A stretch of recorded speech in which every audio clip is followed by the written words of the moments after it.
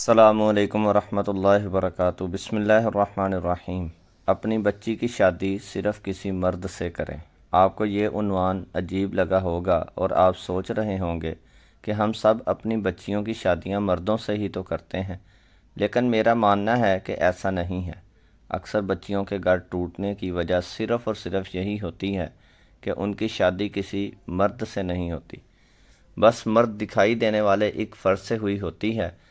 مردوں کی کچھ نشانیاں نوٹ کر لیں اور جب کسی بچی کا رشتہ کریں، اگر یہ باتیں اس بندے میں نہ پائیں تو دراصل آپ اپنی بچی کو زندگی بھر کا عذاب دینے جا رہے ہیں۔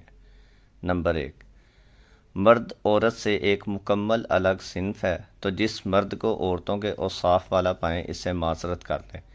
جب مرد 20-25 سال کا ہو کر بھی امی کے پہلو سے چمٹا ہوا ہو اور ہر دوسری بات میں یہ کہتا ہو کہ امی نہیں مانے گی، یا پھر امی کیا کہیں گی، یا پھر اپنے بنیادی قسم کے مسائل اور حالات پر بات کرتے بھی ان کی جانب دیکھتا ہو، تو یہ ابھی مرد نہیں بنا۔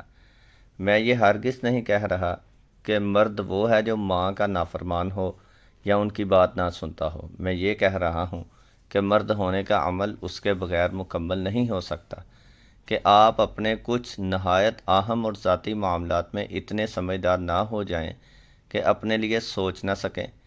ایسے مرد شادی کے بعد اپنی شریک حیات کی زندگی کے معاملات کو بھی امی کی ہدایات کے مطابق چلانے کی کوشش کرتے ہیں۔ دو مختلف لوگوں کی مختلف سوچیں جب میل نہیں کھاتی تو بگاڑ کا آغاز ہو جاتا ہے۔ نمبر 2، مرد عورت کو غلام سمجھ کر ٹریٹ نہیں کرتا کہ بس تم میری خدمت کے لیے پیدا ہوئی ہو اور تمہارے پیدا ہونے کا مقصد میرے بچے پیدا کرنا، میرے لیے کھانا بنانا اور پھر میرے خواہشات پوری کرنا ہے۔ مرد بیوی کو وہ دوست بناتا ہے جس سے بات کی جا سکے، اس سے معاملات ڈسکس کیے جا سکے۔ مرد عورت کو اعتماد دیتا ہے کہ آپ کی رائے میرے لیے اہم ہے اور میں اس کی قدر کرتا ہوں۔ نمبر 3، مرد عورت کا محافظ ہوتا ہے۔ ہمارے ہاں عموماً جوائنٹ فیملی سسٹم رائج ہے، جو سراسر جہالت پر مبنی، قبل از مسیح کے جاہلوں سے زیادہ بدتر اور غیر منصفانہ ہے۔ اس سسٹم میں اگر شوہر کمزور ہو تو گھر کا ہر فرد عورت کی تذلیل کرنا اپنا پیدائشی اور بنیادی حق سمجھتا ہے۔ مرد وہ ہے جو کسی سے بھی اپنی عورت کی توہین اور تذلیل برداشت نہ کرے اور اس پر کوئی کمپرومائز نہ کرے، چاہے وہ تذلیل کرنے والا اس کا بھائی، اس کی بہنیں یا اس کے سگے ماں باپ ہی کیوں نہ ہوں۔ نمبر 4، مرد عورت پر ہاتھ نہیں اٹھاتا۔ وہ اس سے ناراض ہو سکتا ہے، یہاں تک کہ شدید ناراض ہو کر اس سے دوری اختیار کر سکتا ہے، لیکن وہ ہاتھ نہیں اٹھاتا۔ مرد جانتا ہے کہ عورت کے ساتھ رہا جا سکتا ہے یا بس پھر نہیں رہا جا سکتا، لیکن وہ کسی بات کو بہانہ بنا کر اس پر تشدد نہیں کرتا۔